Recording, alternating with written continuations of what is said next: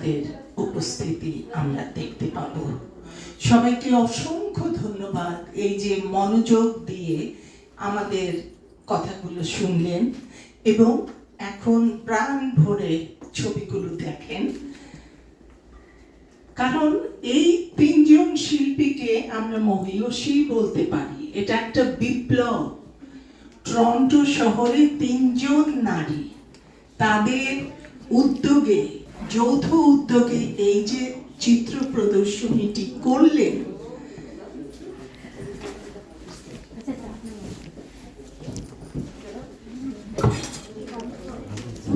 এই যে চিত্র প্রদর্শনীটি করলেন সেটা সত্যি মনে রাখার মতো। আবার ভবিষ্যতে কবে কখন আদৌ হবে কি হবে না সেটা অনেক পরের কথা। তারা যে সাহস করে এই কাজটা করলে, প্রথা ভাঙাটাই হচ্ছে প্রথম সমস্যা।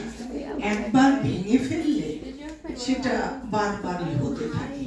আশা করছি ভবিষ্যতে তারা আরো সুন্দর সুন্দর ছবি আঁকবেন, তাদের মনের চাহিদা মেটাবেন এবং তাদের সেই ভালো লাগার মুহূর্তগুলো আমাদের সাথে শেয়ার করবেন।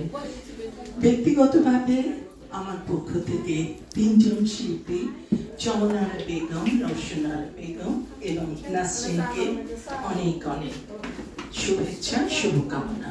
ধন্যবাদ। সেই সাথে আমরা বাংলাদেশ শিল্পী সংসদের পক্ষ থেকে আমরা জানাই তিন শিল্পীকে অশেষ অশেষ ধন্যবাদ। এবং আপনারা জানবেন যে জার্নি থ্রু লাইফ, এটা হচ্ছে আমাদের বিশিষ্ট প্রকৌশলী জাহাঙ্গীর ভাইয়ের। আমি পড়তে পড়তে জার্নি থ্রু লাইফ এখানে দেখলাম যে কমিউনিটির যে কার নাম নাই,